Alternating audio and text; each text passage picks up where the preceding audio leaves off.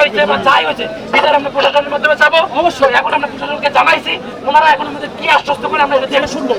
একই সময়ে হিন্দু সম্প্রদায়ের মানুষজন মন্দিরে আর মুসলিম সম্প্রদায়ের মানুষজন তাদের প্রার্থনা করে মসজিদে। প্রায় ৮০ বছরের বেশি সময় চলে আসছে এই ধর্মীয় সম্প্রীতি। একই আঙ্গিনায় দুই ধর্মের মানুষজন নিজ নিজ ধর্ম চর্চা করে আসছেন বহুদিন ধরে। উভয় সম্প্রদায়ের মাঝে সৃষ্টি হয়নি কোনো বিবাদ। বলছি লালমনিরহাট শহরের কালীবাড়ি এলাকার কথা। মন্দিরটির নাম রাখা হয়েছে কেন্দ্রীয় কালীবাড়ি শ্রী শ্রী দুর্গা ও কালী মন্দির। মসজিদটির নাম পুরান বাজার জামে মসজিদ। কিন্তু এই শহর গতকাল রবিবার উত্তপ্ত হয়েছিল।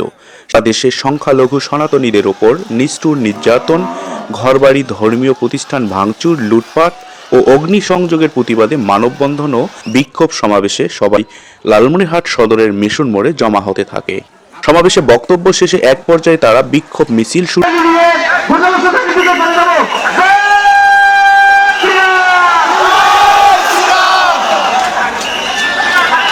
বেঙ্গল মোড় পার হয়ে একটি বিল্ডিং এর ওপর থেকে কেউ ঢিল মেরেছে এমন ঘটনা ঘটে। এরপর সেখানেই শুরু আহত হয় ৩ জন।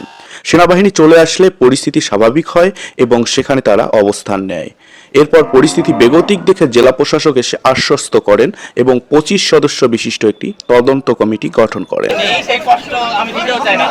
আমি আসলে জানতে চাই যে সমস্যাটা হয়েছে, এই সমস্যাটার সমাধান আমার কাছে ১ নম্বর এবং এটাই একমাত্র কাজ।